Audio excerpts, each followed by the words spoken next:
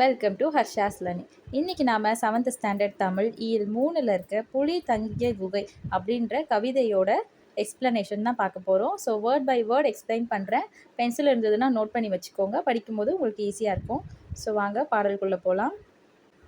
சிற்றில் நற்றூன் பற்றி நின் மகன் யாண்டு உளனோ என வினவுதி. அப்படின்னா சிற்றில் அப்படின்னா என்னோட சின்ன குடிசையான வீட்டில், நற்றூன் பற்றி அப்படின்னா தூண் இருக்கும் இல்லையா, பில்லர். ஸோ அந்த தூணை பற்றி அப்படின்னா பிடித்து அப்படின்னு அர்த்தம். ஸோ அந்த தூணை பிடிச்சு நின் மகன்னா உன்னோட மகன், யாண்டு உளனோ அப்படின்னா யாண்டு அப்படின்னா எங்கே இருக்கான் அப்படின்னு, வினவுதி அப்படின்னா அப்படின்னு கேள்வி கேட்குற. ஸோ ஒரு பொண்ணு வந்து கவிஞரோட வீட்டில் அவங்க அம்மாவை பார்த்து அந்த அவங்க சின்ன ஒரு குடிசை வீட்டில் இருக்காங்க இல்லையா, அந்த குடிசை வீட்டில் ஒரு தூண் இருக்கான். அந்த தூணை பிடிச்சு நின்று உன்னோட மகன் எங்கே இருக்கான் அப்படின்னு ஒரு பொண்ணு கேட்குறாளாம். அடுத்த லைன், என் மகன் யாண்டு உளன் ஆயினும் அறியேன். ஸோ என் மகன் யாண்டு உளன் அப்படின்னா எங்கே இருக்கான் அப்படின்னு தெரியாதான், ஆயினும் அறியேன்.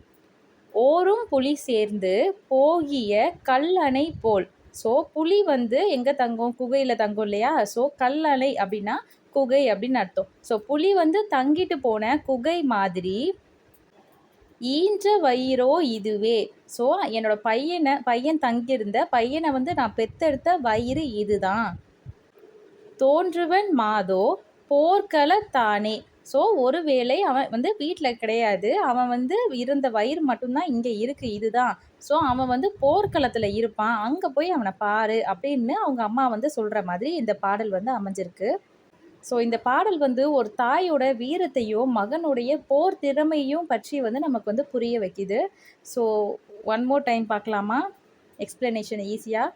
ஸோ ஒரு பெண் வந்து வீரனோட தாய்கிட்ட போயிட்டு உன் மகன் எங்கே இருக்கிறான் அப்படின்ட்டுன்னு கேட்குறா. அதற்கு தாய், அவன் இருக்கும் இடம் எனக்கு தெரியாது, ஆனால் புலி வாழ்ந்துட்டு போன குகை மாதிரி அவனை பெற்ற வயிறு இங்கே இருக்குது, நான் தான் அவனை பெற்றது அப்படின்னு சொல்கிறா.